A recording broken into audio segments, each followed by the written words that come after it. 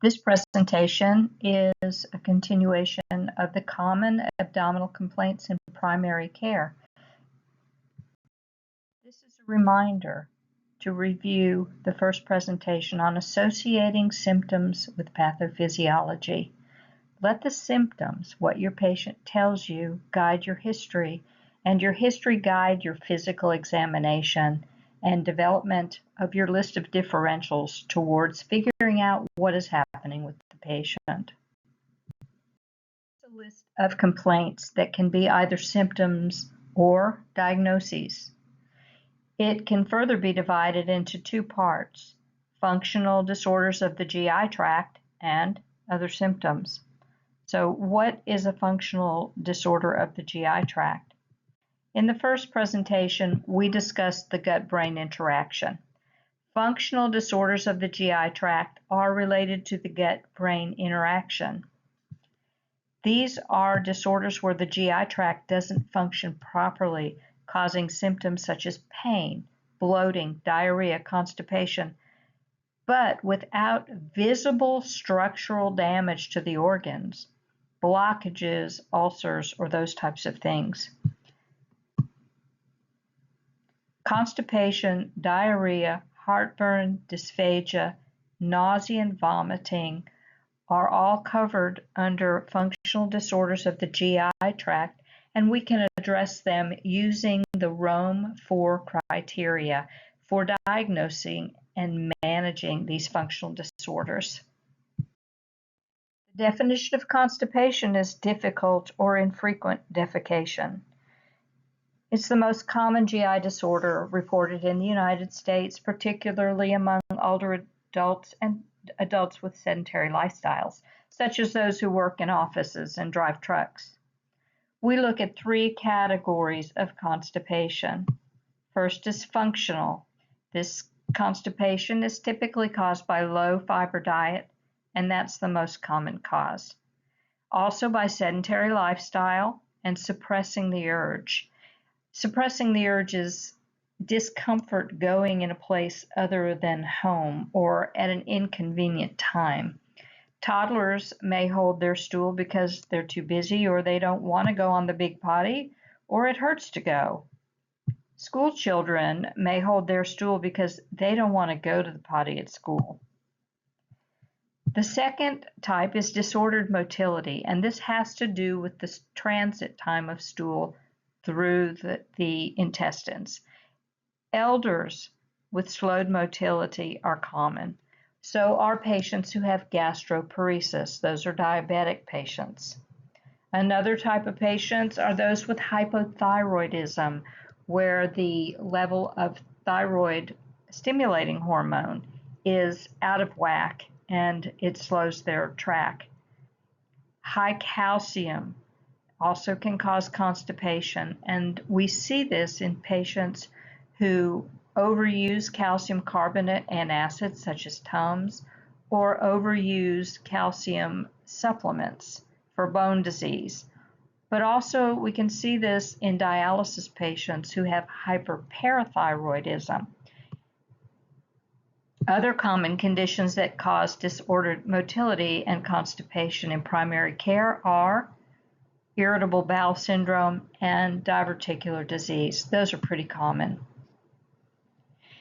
In children, you may see chronic constipation that is caused by megacolon or megarectum, which are abnormal dilations of the colon and rectum caused by Hirschsprung's disease.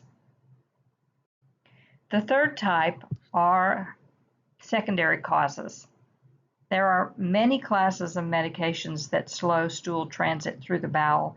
Top of the list are opioids, aluminum-containing antacids such as Rolaids, Gaviscon, Mylanta, antidepressants, and non-steroidal anti-inflammatory drugs. Additionally, chronic laxative use, which seems kind of counterintuitive, but chronic laxative use can cause a back and forth where they go from diarrhea to constipation and back again. Conditions that cause constipation are depression, pregnancy, changes in environment such as travel, and GI cancers. Let's look at the Rome criteria for functional constipation. The Rome criteria was developed beginning in the 1990s when a group of interested gastroenterologists and other GI specialists got together to talk about some common definitions for diagnosing and managing functional disorders of the GI tract. Functional disorders are those of the gut-brain interaction. So these criteria enable the provider to diagnose without having to use invasive testing. And they can do that by identifying specific, consistent symptom patterns that occur over a set period, typically 6 months, and that they are not explained by some sort of structural disease. Examples: functional constipation, functional diarrhea, functional IBS, functional nausea and vomiting, functional dysphagia, functional chest pain / heartburn. The management principles decided on were diagnosis-based treatment focused on specific symptoms. So this is where symptoms are so important, and that's what patients want relief from, are symptoms. Dietary adjustments using a low FODMAP diet, which we'll talk about later. Pharmacotherapy, such as laxatives for constipation and antidiarrheals for diarrhea, and neuromodulators for visceral hypersensitivity. So what I mean by a neuromodulator is usually a low-dose antidepressant.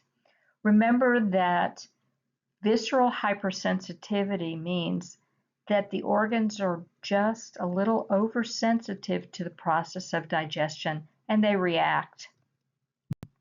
And lastly, psychological therapy such as CBT or hypnotherapy are found to help in this case. It is helpful to have the Rome criteria handy when you go in to do the history and the physical for the patient.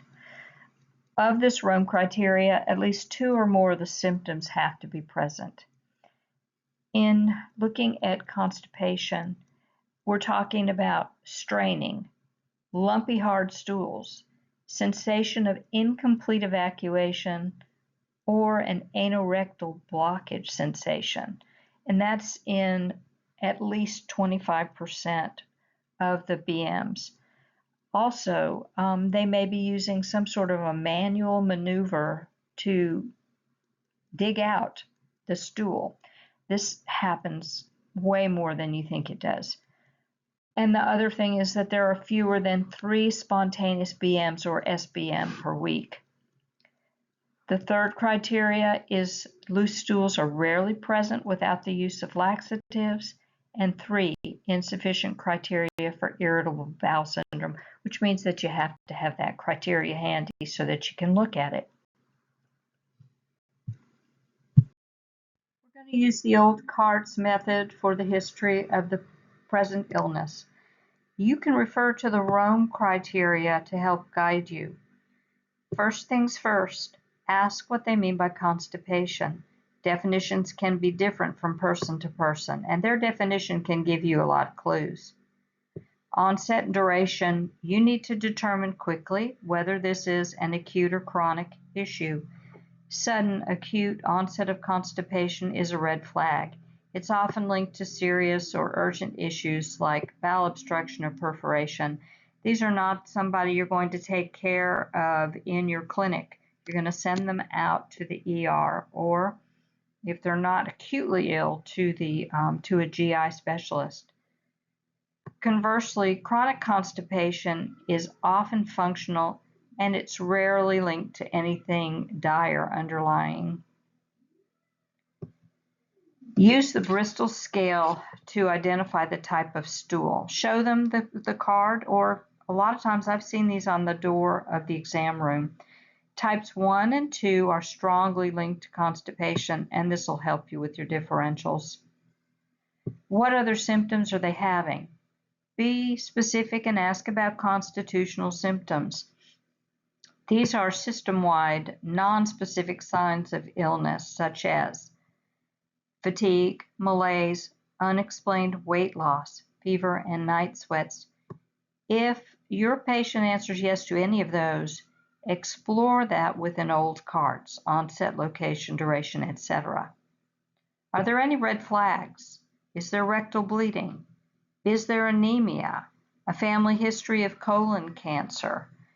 That is a sign that your differential has to include things other than just simple or functional constipation. How are they self-managing? Are they taking laxatives or giving themselves enemas? And if so, what kind are they taking and how often are they doing that? Are they digitally removing the stool? This is way more common than you think it is. And if so, it's going to be important for you, if necessary, to do a good inspection of the rectum, because they can really hurt themselves doing this manual removal. Let's talk about the pertinent history, starting with medications. There are lots of medications that can cause constipation, so do a thorough review of their prescriptive meds, also over-the-counter vitamins and supplements, NSAIDs, iron, laxatives, and so forth. Ask about opioid use and cannabis. If they have been prescribed, find out why. If you see any medications on the list that are unfamiliar to you, ask about them. Hey, I see you're taking XYZ. What do you take this for? How much do you take, and how long have you been taking it? That can also give you some information. Past medical history is going to be focused on any diagnoses that are related to the abdomen, such as irritable bowel syndrome, inflammatory bowel disease such as Crohn's or ulcerative colitis, diverticular disease. Constipation is common in those disorders. Past surgical history, let's be specific. For our ladies, let's ask them, did you ever have a C-section? Do you have your uterus and your ovaries? For all patients, do you still have your appendix? Do you have your gallbladder? Have you ever had an exploratory laparotomy? Now, obviously in younger children, you wouldn't be asking about all these things, but this is good for adults and for older people. And I do suggest that you ask specifically about the organs. When people come in to your clinic, they're nervous about seeing you, and they're nervous about talking about what's happening, and they may not remember right away. They may say, no, I've not ever had any surgeries. Oh, wait a minute, now that you say this, yes, I forgot I had a hysterectomy 30 years ago. So it's helpful if you ask specifically. For pertinent family history, let's focus on endocrine issues such as hypothyroidism and diabetes. And then let's focus on the GI cancers. Okay, are there any histories of these things in the family? If there is a history of GI cancer, we have to be more focused on other than functional constipation in these folks. For the social history, ask about diet, especially fiber intake. In America, we strip our food of most fiber. So we need to find out, are they taking in enough fiber? And what kind of exercise are they doing? Are they doing at least 150 minutes per week? What about hydration? Are they drinking mostly tea and coffee, sodas, rather than water? Think of the Rome 4 criteria.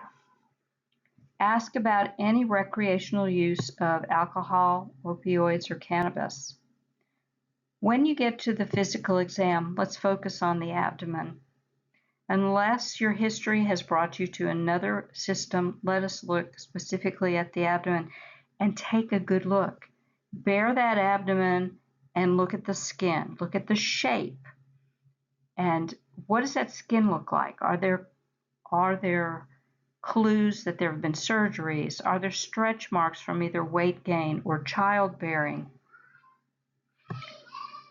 Is the abdomen bloated? And if so, remember the 5 F's. Is it fat? Is it fluid, such as ascites? Is it feces? Is it flatus or gas? Could it possibly be a fetus? Palpate for rebound tenderness or guarding, which are not typical of constipation. You can use this old school mechanism of percussion to identify pockets of gas and stool. Okay, percussion is called the poor man's CT scan. So do a digital rectal exam if there is a complaint of hemorrhoids or blood. You may see fissures and hemorrhoids, which are common in chronic constipation. Now you should have a good list of differentials. Primary care or internal medicine, these are some differentials to consider. And most of them have to do with chronic or functional constipation. Others that you could handle are medication-induced hypothyroidism, some hypercalcemia, and pelvic floor dysfunction. If you suspect colorectal cancer, these are the folks you're going to send on to the GI specialist. So, what diagnostics do you think will help in this case? If you get an X-ray of the abdomen, what's it going to show you? Now, oftentimes, the X-ray of the abdomen is ordered for children or for older individuals who have had chronic constipation or even post-surgically. So let's think about that. Constipation is typically a clinical diagnosis. That means that you're going to make a diagnosis based on the history and the physical, the symptoms and the physical exam. X-rays are not needed for simple, uncomplicated constipation. However, if the constipation is severe, you can order an abdominal X-ray. It's quick, low radiation imaging test. So what do you need to order, and what will the X-ray show you? You're going to request an AP, that's an anterior posterior supine abdomen, or you can say KUB, kidney, ureters, and bladder. That view will help you visualize enough of the abdomen from the diaphragm down to the pubic bone. You'll get a good view, and this will help you see the quantity of stool, which is called fecal loading, stool distribution, where it is, and that's especially helpful in children, and potential obstruction. Additionally, when a patient's complaint is diarrhea, but you suspect constipation with overflow, you can order a KUB that can help you differentiate between true diarrhea and overflow diarrhea, which is stool that escapes around the impaction. If you suspect a perforation, you're going to need to order a 2-view series. This is the supine, or the AP supine, plus an upright. The upright is to check for free air. Free air rises because of gravity and often settles under the diaphragm. So as a provider, you need to write what you're looking for when you make the order. This helps the radiology tech understand how best to position the patient so you can get the best view of what you're looking for. This is certainly a KUB. You can see all the way up to the chest cavity and all the way down to the pelvic area. This is a small child. But if you look, you can see that there is gas. The dark places are air-filled. And you can see that there are gas patterns throughout. And also as I'm looking at this in the upper right, that is the splenic flexure. So that's the area underneath the spleen. and there is some transverse going into the descending colon that is full of feces. And if you kind of follow that down, you can look down into the pelvic area where the rectum is, and you can see more stool down there. The management of constipation is by treating the underlying cause, and that's going to include non-pharmacologicals and pharmacologicals. So if the problem is lack of dietary fiber, you're going to increase the fiber. If they are sedentary and need more physical activity, then we recommend 150 minutes per week, just like the American Heart Association. And that can be done by walking. Hydration, we encourage them to take in more water and less caffeinated or carbonated beverages. If the patient has an underlying disorder, such as hypothyroidism or Parkinson's disease, or a pelvic floor dysfunction, we need to deal with each of those according to the guidelines. The other thing is that we need to be sure that any medications that they're taking that are not necessary and that cause constipation can be stopped. Opioids and other drugs, if they can be stopped, then they should be stopped. If they cannot, then we need to treat the constipation using pharmacologicals that are available. Let's talk about pharmacologicals for relief of symptoms. Fortunately, most of these are available over the counter. We have a couple of different kinds of laxatives available to us. Osmotic laxatives such as polyethylene glycol or Miralax work by pulling water in from the bowel. We can give them 17 grams per day in 4 to 8 ounces of any fluid. It will dissolve in anything, including coffee. And typically 1 to 3 days we'll see results. They can use this for about a week and then lay off. Stimulant laxatives are for short-term use, and these work by forcing the bowel muscles to contract. So because they do that, they have side effects such as cramping and diarrhea. Typically, these will work within 6 to 12 hours, and we want them to use them only when absolutely necessary. They can be addicting in a way. In order to increase the bulk of the stool and help it pass easier, we can recommend a psyllium-based product such as Metamucil. For those people who are on opioids for pain control or cancer treatments, then there are a number of drugs out there that are opioid antagonists that specifically block opioid receptors in the gut without changing the pain reception in the brain. And one of those is Relistor or methyl naltrexone. Diarrhea is an increase in frequency, volume, or fluid content of BMs. The types that you're going to see in primary care are functional, which have to do with the brain-gut interaction. Osmotic, which is malabsorption of carbohydrates most commonly, and that includes things like lactose, fructose, sorbitol.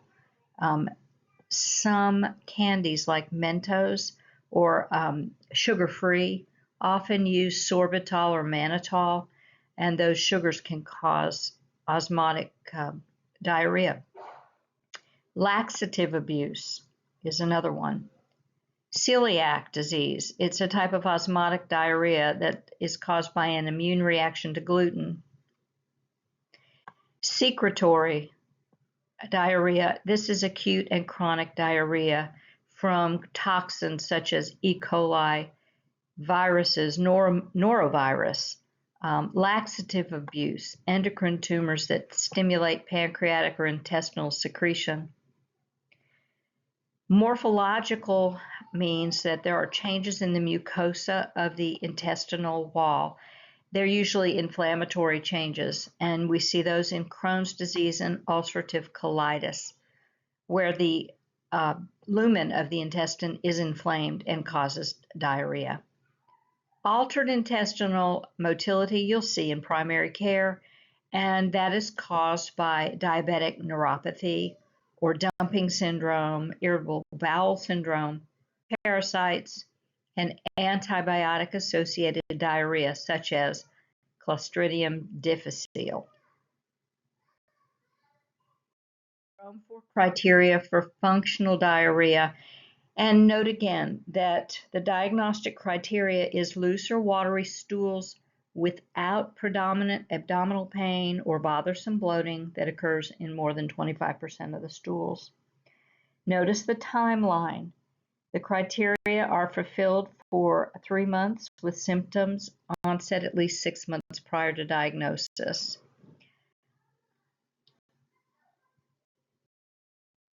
Patients will present complaining of loose, watery stools, maybe some cramping or urgency. They may have accompanying nausea or bloating. Then we need to ask about constitutional symptoms such as fever, blood and mucus to determine whether this is infectious or inflammatory. For the history of the present illness, we need to know the duration so that we can determine if this is acute or chronic. Nocturnal symptoms, in other words, diarrhea that wakes somebody up at night, is usually something organic. There's a problem other than just functional diarrhea. And what are they doing for self-management? What kind of over-the-counter antidiarrheals are they taking? The pertinent history is going to focus on medications. Medications for diabetes such as metformin can cause diarrhea as a side effect. Also, magnesium-containing antacids. I mean, think about mag citrate that we used to give to somebody to clear them before a procedure. Well, magnesium can cause diarrhea. Let's ask them about any recent travel. Is this a possibility that they have traveler's diarrhea? Have they been around anybody that's sick, especially younger kids? Is there a history of recent antibiotics? Thinking about C. diff risks. Is there a history of some sort of immune deficiency? Do they have HIV? Have they had a transplant? What is their sexual history? Have they ever had an STI or something that may put them at risk for diarrhea that is not functional? And is the family history, does it have any history of celiac or inflammatory bowel disease or colon cancer? So once again, our history, pertinent history, is going to be geared towards diarrhea and abdominal complaints. The physical exam, well, we always get vital signs before you see somebody. And then we look at them. If they have had persistent diarrhea for a while, we want to make sure their hydration status. Are there signs of volume depletion? Is this something we can do for them in the clinic, or do we have to send them out to the ER for some fluids and management there? Again, take a good look at that abdomen and see what is the shape. Is there any bloating? Remember the 5 F's. Then let's palpate. Is there any rebound tenderness or guarding? That does not speak to functional diarrhea. That speaks to some sort of peritoneal inflammation. And we can do a rectal exam if bleeding is present. We want to see what is happening there. Differentials to consider when you're in primary care or internal medicine, and keep in mind that the most likely cause is probably the one that's causing the problem. The history and the physical are keys to developing your list of differentials. Remember, our goal here is to link symptoms to pathophysiology. This is a process that takes time and experience. In the meantime, look up disease processes. Many of these present very similar ways. The history and the presence of red flags are going to guide your exam and your diagnostics. Management for diarrhea is to treat the underlying cause. Now, infectious gastroenteritis and other types of infectious disease processes are going to be covered in the next presentation. Remember to include non-pharmacological interventions. So we always want to rehydrate with oral fluids, Pedialyte if necessary to replace electrolytes. We want to stop any kind of diarrhea-producing medication. So if they're taking anything with sorbitol or mannitol, they need to stop that. If they're taking laxatives for constipation, we need to stop that as well. We can suggest that they take over-the-counter loperamide as needed until the diarrhea stops, and that is for when they're having a good bout of diarrhea. It's not something if they're having chronic diarrhea that we're going to get them to do. We need to do more thorough testing and find out what's happening if there's chronic diarrhea. Pepto-Bismol can be used, and Pepto-Bismol is bismuth. Now, the thing about bismuth is that when they take it, it's going to turn their stools black. Not tarry, but black, and so be sure that you tell them about that. For pharmacologicals, antibiotics are indicated only for traveler's diarrhea, C. diff, and protozoal infections. And heartburn are common in primary care and in internal medicine. So there are different things to look at. Heartburn, that's extreme pain and burning in the retrosternal area. It is common in pregnant women, and it is often difficult to distinguish from angina, at least without some sort of a cardiovascular history. Dyspepsia is epigastric discomfort, postprandial fullness, early satiety, anorexia, belching, nausea, can include heartburn, vomiting, and bloating. So it covers a wide range of upper GI complaints. Causes of dyspepsia and heartburn include alcohol, very common, salicylates such as aspirin, NSAIDs, corticosteroids, and organic causes are Helicobacter pylori or H. pylori. For criteria for functional dyspepsia. And note that the criteria must be fulfilled for the last 3 months with symptom onset at least 6 months before diagnosis. And you'll see that as pretty much criteria for functional GI disorders using the Rome criteria. And this speaks to the chronicness or the chronicity of these disorders. So you can have bothersome postprandial fullness. That means a distressed feeling after a meal. Bothersome early satiation. That means you feel full too soon. People that take GLP-1s often say that they get satiated very early and they quit eating. Bothersome epigastric pain. Bothersome epigastric burning. With the Rome criteria, the presenting symptoms can include epigastric pain and burning, postprandial fullness, early satiety, or heartburn and regurgitation. Again, it is up to us to figure out whether this is an acute or a chronic disorder. The functional criteria for Rome 4 speak to the chronicity or the chronicness. So anything that is acute, we need to look at a little bit differently. It's helpful to know the duration of the symptoms. Do they have and when they have the symptoms? Do they occur on a full stomach, on an empty stomach? How long after eating? Is it worse when they lay down? Is it better when they sit up?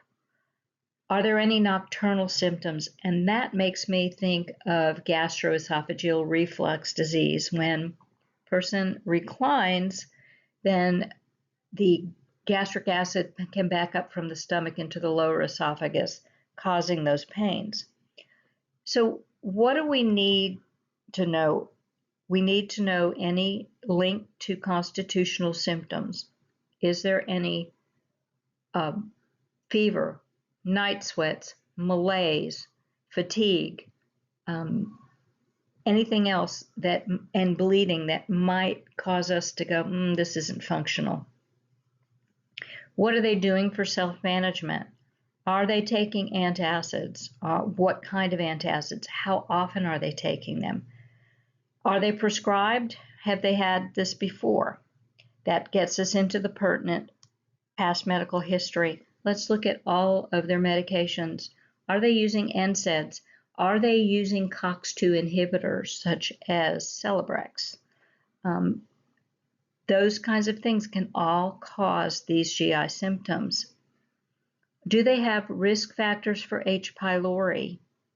And again, are there any alarm symptoms? Weight loss, anemia, melena, which is bloody stools, and dysphagia, which is difficulty swallowing. Let's look at the physical exam, and more than likely the physical exam is normal. Be suspicious if there's epigastric tenderness. Now, that may not be an acute problem, but it may be a problem related to chronic dyspepsia and heartburn. Diagnoses and the diagnostics we need to consider. This can be functional dyspepsia, it can be GERD, it can be peptic ulcer disease, gastritis, pancreatitis, gallbladder disease, or gastric cancer. So there are a number of these things that you can manage in your clinic and other things that you may have to send out for. For instance, you can manage functional dyspepsia, GERD, gastritis, early gallbladder disease. You're going to send out pancreatitis, usually because they hurt pretty badly, and any suspicion of gastric cancer. Peptic ulcer disease is also going to be referred out if we need to determine whether H. pylori is involved, and that again is in the infectious disease chapter. So you can see the diagnostics here. If they're less than 60 years old and they have no alarm symptoms, we're going to check them for H. pylori because that can cause a lot of these symptoms. If they are older than 60 or they have alarm systems, we need to send them to the GI doc so that they can get an EGD, a good solid look at the tissue. Make sure they don't have a Barrett's esophagus or some other kind, or an ulcer, either gastric or duodenal. We can consider doing a CBC if we're looking for either infection and anemia from blood loss. Do a CMP to look at electrolytes, and a lipase if you're thinking pancreatitis. The initial management for this type of disorder is to test and treat. What are we testing for? We're testing for H. pylori because that is one of the number one reasons that people have dyspepsia and heartburn over a long period of time. H. pylori is the number one cause of peptic ulcer disease. So when people come in with these kinds of symptoms, we always want to be suspicious. But we can do other things. And remember, we always want to do non-pharmacological and, if we need it, pharmacological. So non-pharm includes testing for H. pylori, lifestyle modifications, diet changes. If they are sensitive to fatty foods, let's avoid them. Spicy foods, caffeine, chocolate, carbonation, citrus, anything that can irritate the gastric lining is something they may want to put down for a while. They can try eating smaller, frequent meals, chew thoroughly so they're not swallowing gulps of air plus chunks of food.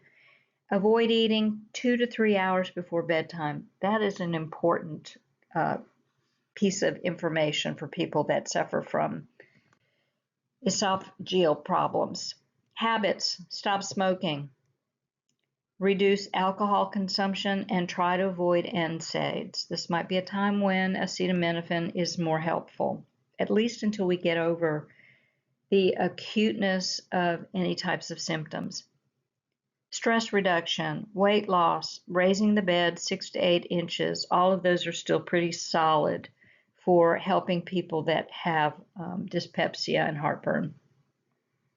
Pharmacologically, over-the-counter things such as antacids, these are quick short-term relief. We can use H2 blockers or H2RA, famotidine such as Pepcid. We can do a trial of proton pump inhibitors, PPIs, for 2 to 8 weeks. That's omeprazole or Prilosec or lansoprazole, which is Prevacid. Again, these are available over the counter. After an 8-week trial of a PPI, if they don't have better symptoms, no symptoms, or they're refractory, in other words, they do not respond to this, then they need an upper endoscopy. This is a symptom of an underlying disorder. It is seen as yellowing of the skin, the mucous membranes, and the sclera. You can probably see it best in the sclera. Okay, you can also see it under the tongue, in the nail beds. This is caused by hyperbilirubinemia, or an increased production, decreased uptake, decreased conjugation, decreased excretion of bilirubin. It's most commonly caused by cholestasis from impaired bile formation and or flow. And so when I see jaundice first, the first thing I think of is gallstones. That's the first thing I think of. But also I'm thinking of some other things that are liver involved. Jaundice or icterus is the yellowing of skin, mucous membranes, and sclera caused by hyperbilirubinemia. Bilirubin is conjugated or made water-soluble by the liver, and it's stored in the gallbladder. It's excreted from the gallbladder into the duodenum and gives the feces and urine their color. If the liver cannot conjugate the bilirubin, in other words, make it water-soluble, then we have extra levels in the blood. The earliest sign is scleral icterus. We need to know the onset. How quickly did this occur? Pertinent medical history, any medications or supplement use, alcohol use, how much, how often, and what kind, any weight loss, what are the risks for viral hepatitis, and is there a family history of liver disease? The physical exam is going to be looking for other areas where there may be jaundice. You're going to check the liver size for hepatomegaly, and you're also going to check for splenomegaly.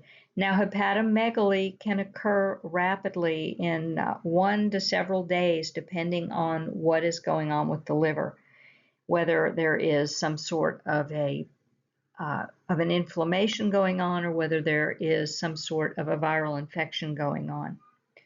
Another later sign is ascites, or the inability of the body to hold fluid within the blood vessels.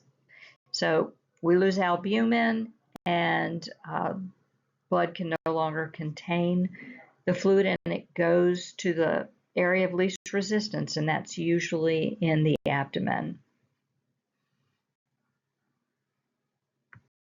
The differentials for icterus: gallbladder disease, hepatitis, cirrhosis, malignancy, megaloblastic anemia, thalassemia, polycythemia vera, lead poisoning, and any number of drugs.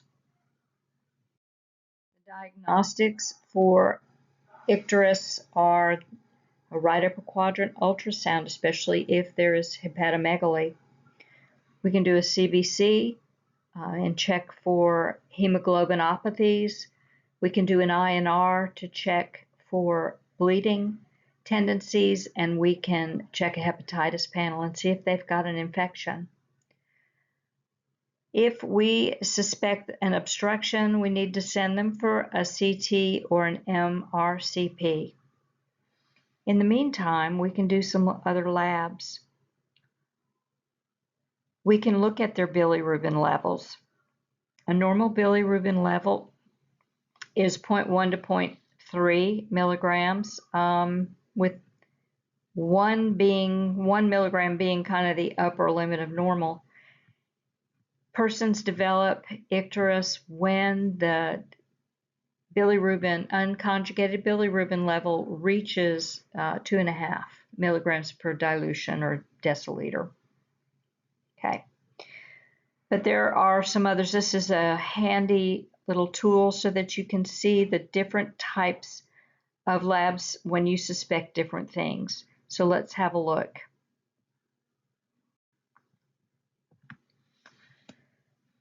If you suspect cirrhosis, then the AST and the ALT are going to be involved. The AST is going to be 5 times normal. If alcohol is involved, it's going to be the AST is greater than the ALT by a ratio of 2 to 1. And that's something I would commit to memory, is that for alcoholic liver disease, if I have elevated liver enzymes, then the AST supersedes the ALT by 2 to 1. If there is cirrhosis that's unrelated to alcohol, then I may see the ALT and the AST go up proportionately. In other words, 5 times the upper level of normal. So let's look. The ALT, the upper limit of normal is 36. Multiply that by 5, and you're going to get about 160. Okay, so if I have an ALT of 160, I'm thinking cirrhosis. If I have an AST of 150, I'm thinking cirrhosis. Whether or not it's alcohol related has to do with the ratio. If there's alcohol that is the cause, then the AST is going to outweigh the ALT by 2 to 1. So maybe my ALT is 150 and my AST is 300. Okay? All right. Then if we're suspecting gallbladder disease, check an alk-phos. The alkaline phosphatase elevation can tell you that the bile duct is obstructed or there's a problem there. And that is a good clue for diagnosing cholecystitis. If you're thinking there's other biliary disease, they have a high alkaline phosphatase, get a GGT. If it's also high, it may be biliary disease. Management of icterus is to treat the underlying cause, and typically we're not going to do this by ourselves in primary or internal medicine. We work with hepatologists to figure out what's happening, or with a general surgeon if they need a cholecystectomy. What we can do is stop any hepatotoxic drugs, and we can manage the complications from advanced or prolonged icterus. The thing to remember about bile is that it is a salt, bile salt. So when salts build up in our tissues, they're irritants and they make us itch. The other thing is coagulopathy, because the liver is typically a problem in hepatitis. It may lose its ability to properly regulate our ability to coagulate. It means black, tarry stools that are positive for occult blood. Typically, upper GI bleeding is the most common cause. Think ulcers. They can be gastric or duodenal ulcers. The person that comes into your clinic complaining of black tarry stools is going to be kind of scared. I met a man once who drove himself to the clinic, and what made him come in was he saw black stars in his vision. He drove himself to the clinic. He did have black tarry stools. They may have dizziness. They may have some fatigue. Check out if they have any other constitutional symptoms. Weight loss, fever, malaise, any bleeding from anywhere. Do they have any epigastric pain, and are they vomiting any blood? Let's find out the onset and the duration of these symptoms, and that's going to give us a lot of information about where to go with our history and physical. Medication use is very important. Let's look at the drugs that might cause bleeding, such as NSAIDs or anticoagulants. Let's ask about alcohol use. What kind, how much, and how often? Do they have a history of prior ulcers? What kind? And is there any history of liver disease, either in their history or in their family history? Ask about if they're taking any iron or bismuth, which is Pepto-Bismol. The vital signs are important. We need to make sure they're hemodynamically stable if they're in our clinic. And then we're going to look at the abdomen. We're going to go from the epigastric area down. The upper GI is the area of the most common bleeding. So we may also need to do a rectal exam to confirm the melena. So a word about melena. Melena takes about 100 to 200 milliliters of blood. And you can continue to have melena for several days after the acute bleeding has stopped. So by the time they get to you, they may have had an intermittent bleed and they come to you, they're not bleeding anymore, but they still have the black stool, and they may be symptomatic from blood loss. The differentials for melena: peptic ulcer disease, H. pylori. Gastritis or esophagitis, that can be from medications, alcohol, stress. Varices, usually late alcohol. A Mallory-Weiss tear in the esophagus itself, a GI malignancy. So we can at least get a CBC to look for blood loss, a CMP for electrolytes, and a coagulation panel. Then we can send them to acute care for if they need hemodynamic stabilizing. Typically, they're going to need an EGD to see where the source of the bleeding is. Management of melena is to treat the underlying cause. If they're unstable in your office, you are going to call the ambulance and have them shipped out. If they're not, then you can take care of them and then send them to the GI doctor. So what do? We stop any kind of NSAIDs and COX-2 inhibitors like Celebrex, anything that can cause bleeding. We can test and treat for H. pylori if they are not terribly symptomatic, and if they're hemodynamically stable, we can take care of them in primary or internal medicine. And then we can institute PPI therapy. Vomiting is very common in primary care and internal medicine. This is another one of those things that can either be a symptom or the diagnosis. Vomiting is forceful expulsion of gastric contents. And while nausea is the unpleasant sensation in the stomach, and nausea is usually accompanied by increased salivation. Nausea, retching, and vomiting are symptoms that make people go sometimes to urgent care. Sometimes they'll come into the office to primary or internal medicine. When you're doing your history of the present illness, you need to find out the onset. Is this an acute problem, like they woke up with this morning, or has this been going on for months? What is the vomit like? Is it bilious? Is there evidence that they have vomited up everything and all they've got left is bile, which is green? That's called bilious. Is it bloody? Are they having hematemesis? How much?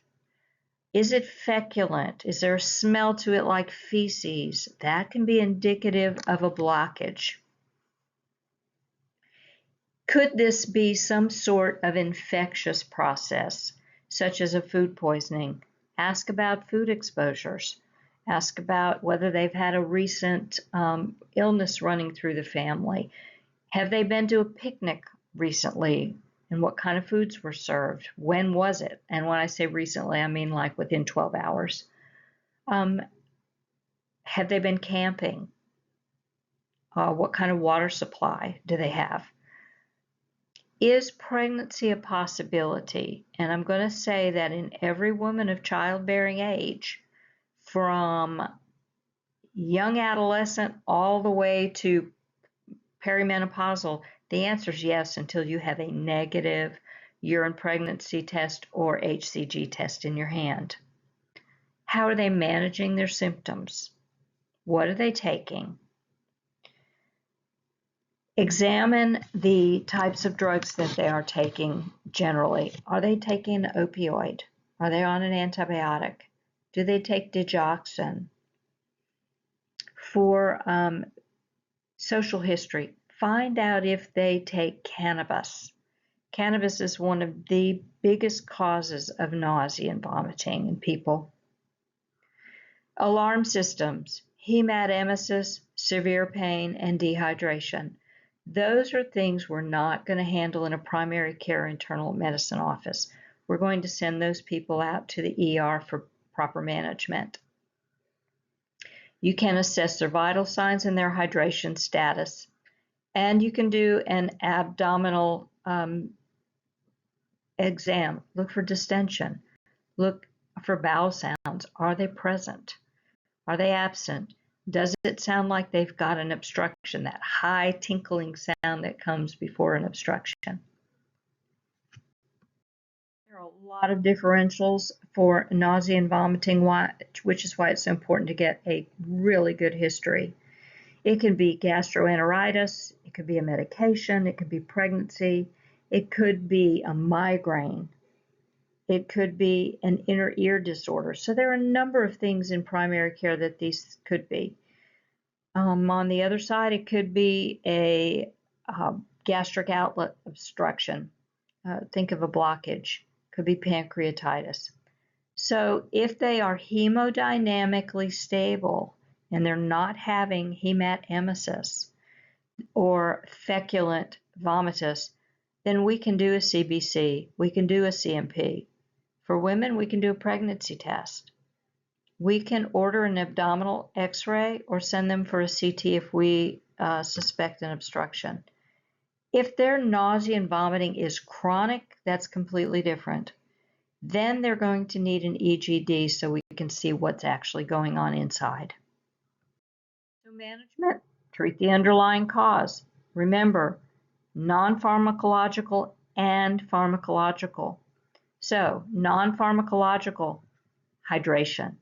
Make sure they're able to take in water, fluids, Pedialyte if necessary. Stop any causative medications. For pharmacologicals, you can prescribe ondansetron and promethazine to kind of break the cycle of nausea and vomiting. If they have severe dehydration or you suspect an obstruction, you got to send them out to the ER. Is difficulty swallowing, and it may or may not have pain with it or odonophagia.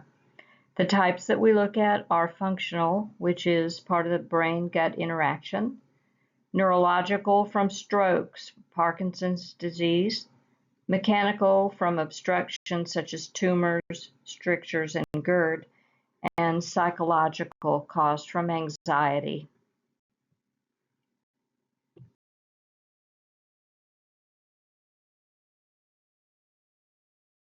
With dysphagia often complain of difficulty either initiating swallowing which is an oropharyngeal type of symptom, or food sticking in the chest, which is more esophageal.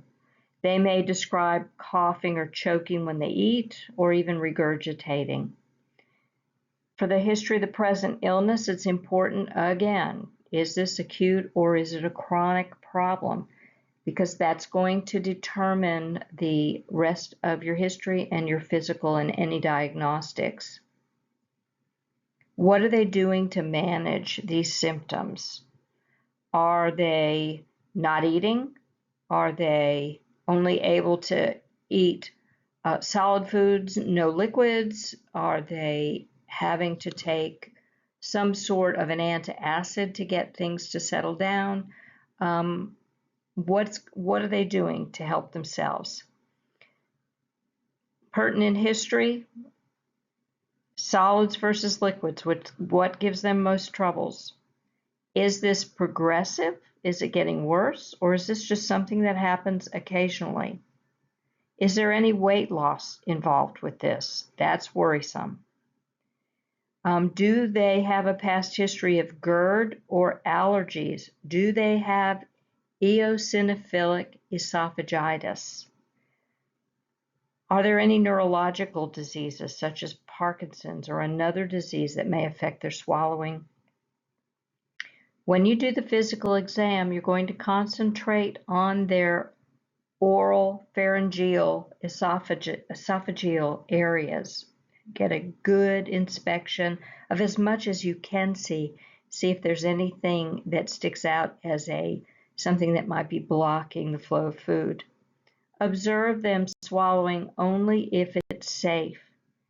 And do a neuro exam, especially the cranial nerves. Do a neuro exam and see if everything's functioning as you expect. And the diagnostics. If they have an oropharyngeal problem, in other words, when they put the food in the mouth, then the differentials include stroke, Parkinson's, and ALS. If it's esophageal, then we're thinking GERD or strictures or eosinophilic esophagitis, achalasia, or cancer. The first line diagnostic for these folks is to send them for an EGD. If the EGD is negative, then they're probably going to get a barium swallow. They may need manometry for motility disorders and biopsies to rule out eosinophilic esophagitis. Now, just looking at those first lines, you know that you're not going to be the one that's doing these in the clinic, primary care, or internal medicine. This is going to be under in the wheelhouse of the GI people. Once again, treat the underlying disorder. They may need speech therapy if they've had a stroke. If they have GERD, they can get a PPI, and we will follow up with them in our clinic or in internal medicine in conjunction with GI. If they have strictures, they'll need dilation, and they may need dilation more than once. They tend to come back. They may need steroids and diet therapy if they have eosinophilic esophagitis. If you're not familiar with that, take a minute to look that up. That is really a difficult diagnosis and management. And if they have achalasia, they may need surgery or surgical referral.